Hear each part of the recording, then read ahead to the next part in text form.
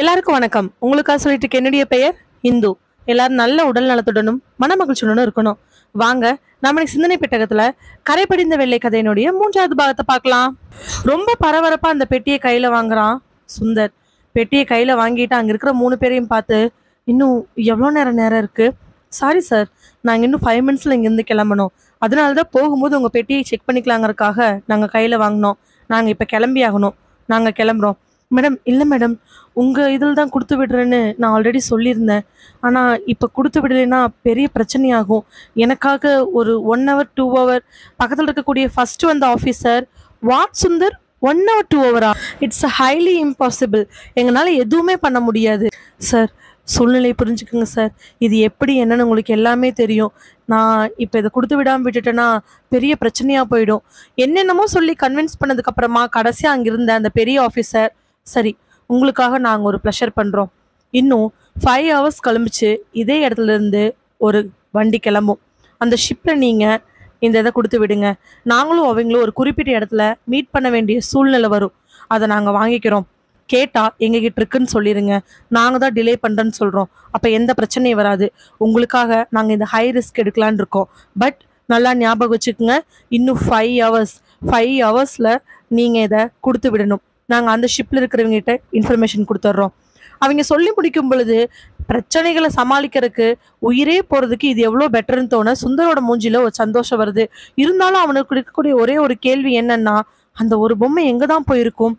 உள்ளுக்குள்ள வச்சு பாஸ்வேர்டு போட்டது சுந்தர் தான். அங்க இருக்கிறவங்க கிட்ட பாஸ்வேர்டை சொன்னதும் சுந்தர் தான். மொத்தமா தேடி கண்டுபிடிச்சு பார்த்தா ஒரு 5 பேர்த்துக்கு மட்டும்தான் இந்த பாஸ்வேர்டு தெரியும். ஆனா அதுல 2 பேரு அந்த பக்கம் இருக்கிறவங்க, சரக்க வாங்குறவங்க. கூட இருந்த 2 பேரும் கண்டிப்பா மாத்திருக்கிறதுக்கு வாய்ப்பு இல்லை. கடைசியா சுந்தர் அவங்கள பார்த்து, ஓகே சார், இன்னும் 5 ஹவர்ஸ்ல கண்டிப்பா நான் இதே மாதிரி கொண்டாந்து கொடுத்துட்றேன். நம்பர் இருந்தா கொடுக்குறீங்களா? அவங்க எல்லாம் கொஞ்சம் யோசிச்சதுக்கு அப்புறம் சரின்னு சொல்லிட்டு அவங்க கிட்ட பேசி நம்பர் கொடுக்கவே 5 நிமிஷம் ஆயிடுச்சு. டைம் ஆயிடுச்சுன்னு சொல்லிட்டு அவங்க 3 பேர் வேகமா கிளம்பி போக சுந்தர் பரபரப்பா நடந்து வந்து தம் போனை எடுக்கிறாரு. போன் எடுத்து கால் பண்ணி, வேலன், சொல்லு, எங்க இருக்க? நான் ரொம்ப தூரம் வந்துட்டேன். ஏன், என்ன விஷயம்? இல்ல, நீ இமீடியட்டா ஹார்பருக்கு வா. ஏன், என்னன்னு சொல்லு. அதெல்லாம் சொல்றதுக்கு எனக்கு நேரம் கிடையாது. ஹார்பருக்கு வா, நான் முக்கியமா ஒரு இடத்துக்கு போய் ஆகணும். என்னப்பா, வர்றதுக்கு மட்டும்தான் காசு கொடுத்தாங்க, திரும்பி போறதுக்குலாம் காசு கிடையாது. அதெல்லாம் நான் பெரிய இடத்துல வாங்கி கொடுத்துட்றேன், நீ வா முதல்ல. வேலன் வண்டி ஓட்டிட்டு கூடிய டிரைவரை பார்த்து, நிறுத்தியா? நிறுத்தினதுக்கு அப்புறமா என்னென்ன, திரும்பி ஹார்பருக்கு போ. ஏன்ன, அந்த பைத்தியக்கார மறுபடியும் வர சொல்றான். இவனுக்கு இந்த மாதிரி வேலை பார்க்கறது எனக்கு தேவையில்லாத பொழப்பு. எந்த விதமான ரிஸ்க்கும் இல்லாம பணம் வருதுன்னு சொல்லிட்டு இவனுக்கு ஓகேன்னு சொன்னேன்ல, அதனால அப்படிதான் பண்ணுவானுங்க. வண்டியை திருப்பு, அங்க போகணும். சலுப்போடு சொல்ல டிரைவர் வண்டியை திருப்பிட்டு மறுபடியும் ஹார்பருக்கு போறாரு. அந்த மரத்துக்கு கீழே ரொம்ப பரபரப்பா நின்றுட்டு இருக்கிறா வினோதினி. அவளுக்கு ஆப்போசிட்ல சொட்டையா, பாக்கறதுக்கு கருப்பா, பார்த்தாலே பயப்படுற மாதிரி ஒரு ஆள் நின்றுட்டு இருக்கிறாரு. வினோதினி கையெல்லாம் நடுங்க. அண்ணன ப்ளீஸ்ண்ண, எனக்காகண்ண, இடத்த மட்டும் சொல்லுங்கண்ண, நானே கூட போய் வாங்கிக்கிறேன். ஏம்மா, சரக்கு நான் வர சொல்றேன், நீயே தேவையில்லாம பரபரப்பாயிட்டு இருக்கிற. இல்லைண்ண, சரக்கு இங்க வர சொன்னா பரவாயில்ல, நான் அதுக்கு லேட் ஆயிடும், நானே போய் வாங்கிக்கிறேண்ணே. நீங்க தயவு செஞ்சு உங்களுக்கு மேல இருக்கக்கூடிய டீலர் எனக்கு கான்டாக்ட் பண்ணி விடுங்கண்ணே. இங்க பாருமா, எனக்கு மேல இருக்கிற டீலர் எல்லாம் கான்டாக்ட் பண்ணி விடக்கூடாது. நீ ஏதோ அன்னைக்கு என் குடிசை பக்கம் வந்து பிரச்சனையாகாம போனதே பெரிய ஆச்சரியமா இருக்குது. அதுக்கே எல்லாருக்கிட்ட நீ பயங்கரமா திட்டு வாங்கின. அண்ணண்ண ப்ளீஸ்ண்ண, உங்களுக்கு சரக்கு சப்ளை பண்ண விட்டு எனக்கு சேர்த்தி விடுங்கண்ணே. ஏமா, நான் சொன்னா, அண்ணே நான் சொல்றதை கேளுங்கண்ணே, எனக்கு நீங்க கொடுக்குற சரக்குலாம் பத்த மாட்டேங்குதுண்ணே. அதெல்லாம் கொஞ்ச நேரத்துலயே தீந்து போயிடுது. எனக்கு ஒரு வாரம் கூட வர மாட்டேங்குது. பல்கா சரக்கு வேணும்ண்ணே. அவர் யோசிச்சுட்டு, பல்கா சரக்கு என்னால் கொடுக்க முடியாது தான், ஆனால் நான் மேலே கேட்டுட்டு பல்கா கொடுக்க முடியுமான்னு பார்க்குறேன். அண்ணே சொல்லுமா, என் ஃப்ரெண்டு 3 பேர்த்துக்கும் தேவைப்படுதுண்ணே. என்னம்மா சொல்கிற? ஆமாண்ணே. ஐயோ, எங்களுதுல வேற சரக்கு நாங்கள் ஒரு 2-3 பேர்த்துக்கு தான் சப்ளை பண்ணணும். அதுக்கு மேலே அதிகமானா வேற ஆள் மூலமாக கான்டாக்ட் போட்டு கொடுக்கட்டுமா? அண்ணே, நான் எத்தனை நாள் இந்த சரக்கு யூஸ் பண்ணிட்டு இருக்கேன் உங்களுக்கு நல்லாவே தெரியும்ல. பாருங்க, இன்னும் நேராக எனக்கு கை காலில் இன்னும் நடுங்க ஆரம்பிச்சிரும், வாயெல்லாம் உளர ஆரம்பிச்சிரும்.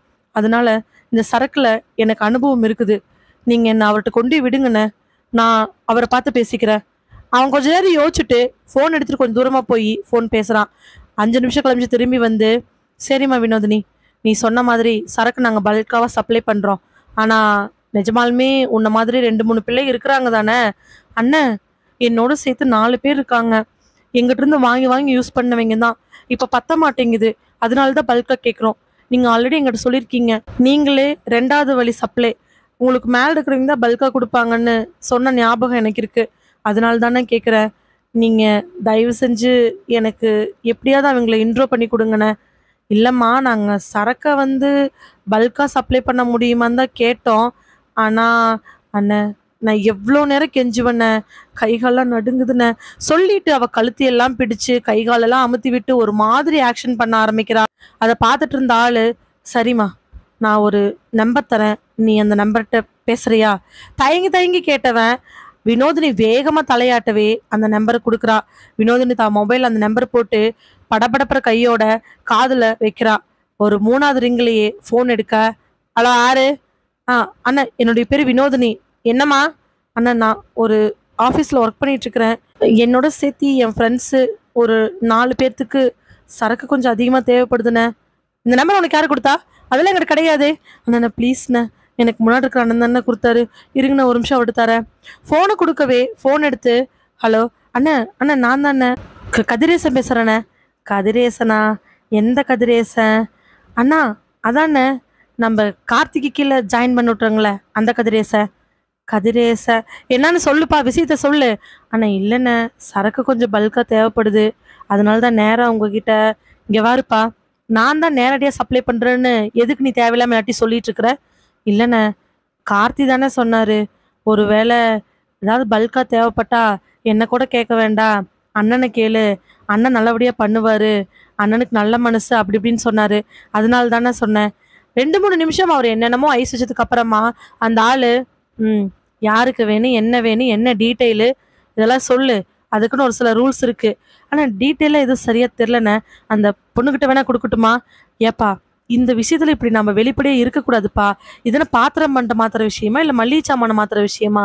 ஸோ கேட்டுட்டு இருக்கும் பொழுதே அந்த ஃபோனை அவன் கொடுக்க, வாங்கின வினோதினி, அண்ணே அண்ணே சரக்கு கொஞ்சம். சரிம்மா சரி, இங்கே பாருமா, சரக்கு பல்காக வேணுங்கிறதுக்காக தான் நான் நேரடியாக இறங்குறேன், அதனால சரக்கு வாங்கிட்டு எந்த பிரச்சனையும்.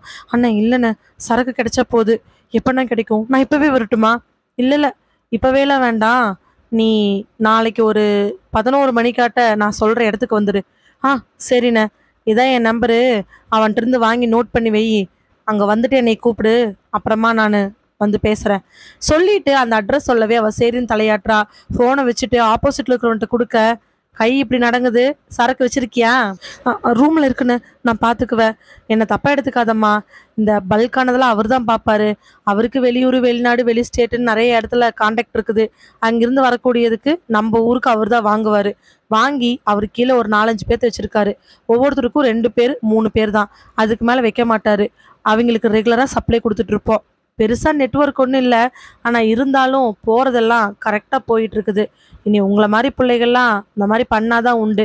அண்ணே கண்டிப்பாண்ணே, கொஞ்சம் பல்காக கிடைச்சா நாங்களே கூட சப்ளை பண்ணி கொடுப்போண்ணே. ஏதாவது வழியில் பண்ணுனா கமிஷனுக்கு இது வாங்கிக்கலாம். சரிண்ணே, நாளைக்கு அவர் எங்கே வர சொல்லியிருக்காரு? அண்ணா அது யாருக்கிட்டேயும். சரி சரி நீ போமா, எனக்கு எதுக்கு, எனக்கு கமிஷன் வந்தால் கூட போதும் சொல்லிட்டு வினோதி அங்கேருந்து போனதுக்கு அப்புறமா அந்த பொண்ணையே மேலேருந்து கீழே பார்த்துட்டு, எல்லா விஷயத்தையும் நம்மகிட்ட இருந்து கறந்துட்டு இப்போ இந்த விஷயத்த நம்மகிட்ட சொல்ல மாட்டேங்குது அப்படின்னு வாய்க்குள்ளேயே முனைகிட்டு இருந்தாலும் அங்கிருந்து கிளம்பி வந்துடுறாரு. கலெக்டர் ரவீந்தருக்கு முன்னாடி உட்காந்துட்டு இருக்கிறாரு எஸ்பி குமரன். எஸ்பி கிட்ட எல்லா விஷயத்தையும் சொல்லிட்டு எஸ்பி அதுக்கு விளக்கங்கள் கொடுத்ததுக்கு அப்புறமா எஸ்பியே பார்த்துட்டு இருக்கிற ரவீந்திரன், என்ன இதெல்லாம், இது சரிப்பட்டு வர மாதிரி தெரில, ஒரு பொண்ணு பாம் வச்சிருக்கா, இதெல்லாம் ஆச்சரியமா இல்லை? ஆமாம் சார், அந்த பொண்ணோட பேர் ஹேமா, அந்த பொண்ணுக்கு அம்மா அப்பா எல்லாரும் இதே ஊர் தான், ரொம்ப ரொம்ப கம்மியான வசதி இருக்கக்கூடிய ஃபேமிலி சார், ஒரு தம்பி, அந்த பொண்ணுக்கு 21 வயசு, தம்பிக்கு 14 வயசு, அம்மா அப்பாவுக்குலாம் அந்த பொண்ணு இப்படி பண்ணுறான்னு சுத்தமாக தெரியாது, அவங்களும் அந்த பொண்ணு ஏதோ வேலை தேடிட்டு இருக்கான்னு நினச்சிட்டு இருந்திருக்காங்க, படித்து முடிச்சுட்டு சம்திங் பிகாம் பிஎஸ்சி அந்த மாதிரி படித்து முடிச்சுட்டு அந்த பொண்ணு வேலை தேடிட்டு இருந்திருப்பா போல், அதனால இந்த இதில் இறங்கியிருக்கான வாய்ப்புகள் இருக்குது. அந்த பொண்ணோட சிசிடிவி ஃபுட்டேஜில் இருக்கக்கூடிய ஃபேஸ்லாம் வச்சு நாங்கள் மேட்ச் பண்ணி விசாரிச்சு பார்த்ததில் அவங்க ஃபேமிலி என்னால் ஐடென்டி பண்ணிக்க முடிஞ்சிச்சு சார். அது மூலமாக தான் இன்ஸ்பெக்டர்ஸ்லாம் கொடுத்த டீட்டெயில்ஸ் வச்சு போய் விசாரிக்கும் பொழுது ஃபேமிலி டீட்டெயில்ஸு பேக்ரவுண்ட் தெரிஞ்சிச்சு. எனக்கு தெரிஞ்சு அந்த பொண்ணு வறுமையினால் அம்மா அப்பாவோட கஷ்டத்தினால எப்படியாவது முன்னேறணும், ஜாப் இல்லை, நாம் எப்படியாவது மேனேஜ் பண்ணணுங்கிறதுக்காக இதை பண்ணியிருப்பா போல். சார் அது என்ன காரணமா வேணாலும் இருக்கலாம். ஆனா இந்த மாதிரி தவறுகள் மறுபடியும் நடந்துச்சுன்னா நாம எப்படி ப்ரொடெக்ட் பண்ண போறோம்? அதுக்கு என்ன பண்றது? நாம எல்லாருமே சேர்ந்தா ஒரு முடிவெடுத்தாகணும். கலெக்டர் அப்படி சொன்ன உடனே எஸ்பி குமரன், எஸ் சார். நீங்க நேத்து சொன்ன மாதிரியே எனக்கு கீழே ஒரு டீம் நான் ஃபார்ம் பண்றேன் சார். ஸ்பெஷலிஸ்டா இருக்கக்கூடிய எஸ்ஐஸ், ஐசி, நல்ல ஒரு தீவிரமா சின்சியரா இருக்கக்கூடிய போலீஸ் ஆஃபீஸர்ஸ் வச்சு நான் ஒரு டீம் ஃபார்ம் பண்றேன். அந்த டீமை வச்சு இதுக்கு பின்னாடி யார் இருக்காங்க நான் கண்டுபிடிக்கிறேன் சார். இதை கண்டுபிடிச்சோம்னா நமக்கு நிறைய விஷயங்கள் தெரியும். ஏன்னா குறிப்பிட்ட காலத்துல தான் இந்த மாதிரியான விஷயங்கள் நடந்துட்டு இருக்குது. அதனால நான் ஒரு டீம் ஃபார்ம் பண்றேன் சார். அதுல நாம கண்டிப்பா சக்சஸ் ஆக முடியும் சார். அவர் சொன்னதுக்கு அப்புறமா கலெக்டர், எஸ் குமரன், உங்களுக்கு கீழே ஒரு டீமை ஃபார்ம் பண்ணி எனக்கு இமிடியேட்டா நீங்க சொல்லணும். அந்த டீம் நிச்சயமா ரொம்ப எஃபெக்டிவா பர்ஃபார்ம் பண்ணி கண்டிப்பா இந்த குண்டு வெடிப்புக்கு பின்னாடி இருக்கக்கூடிய விஷயங்கள் என்னன்னு தெரியணும். அதே மாதிரி இப்ப ரீசெண்டா நம்ம கேள்விப்பட்டுட்டு இருக்கக்கூடிய போதைப் பொருளுக்கு பின்னாடி இருக்கிறது என்னன்னு கண்டுபிடிக்கணும். மொத்தமா இந்த டிஸ்ட்ரிக்ட்ல நடக்கக்கூடிய எல்லா விதமான விஷயங்களுக்கும் காரணக்கர்த்தா என்னன்னு கண்டுபிடிக்க வேண்டியது அந்த டீமோட வேலை. நீங்க சீக்கிரமா ஃபார்ம் பண்ணிட்டு எனக்கு ரிப்போர்ட் பண்ணுங்க. It's emergency. கலெக்டர் சொல்லி முடிச்சதுக்கு அப்புறமா எஸ்பி ஓகேன்னு சொல்லிட்டு அங்கிருந்து வந்துடுறாரு. எஸ்பிக்கு கீழே ரொம்ப ஸ்ட்ராங்கான ஒரு டீம் இப்போ ஃபார்ம் பண்ண போறாங்க. கார் வேகமா அந்த ரோட்ல போயிட்டு இருக்குது. கார்ல போயிட்டு இருக்கக்கூடிய சுந்தர் ரொம்ப பரபரப்பா இருக்கிறான். சுந்தரோட முகத்தை பார்த்து, என்ன சுந்தரு, என்னாச்சு இப்படி பரபரப்பா இருக்க? அதை கேட்ட வேலவன்ட்ட எந்த பதிலும் பேசாம வண்டி சீக்கிரமா வேகமா போ சொல்லு. சீக்கிரமா வேகமா எல்லாமே ஒண்ணுதான். சோ எதுவுமே பேசாம தயவு செஞ்சு ஓட்டுறியா? சலிச்சுக்கிட்ட சுந்தரன் ஆனா கையில இருக்கக்கூடிய பெட்டி வேலனோட கண்ணை உறுத்திக்கிட்டே இருக்குது. ரொம்ப நேரமா கேட்கலாமா வேண்டாமா கேட்கலாமா வேண்டாமான்னு யோசிச்சுட்டு பெட்டி குடுக்கல போல. வேலன் இந்த கேள்வியை கேட்ட உடனே சுந்தருக்கு தூக்கி வாரி போடுது. பரபரப்புல இதை கவனிக்காம விட்டுட்டோம். பெட்டி திரும்பி வருது அப்படின்னு தெரிஞ்சுச்சுன்னா நிச்சயமா பெரிய பிரச்சனையாகும். அதனால இல்ல இல்ல பெட்டியெல்லாம் கொடுத்தாச்சு, இது வேற பெட்டி.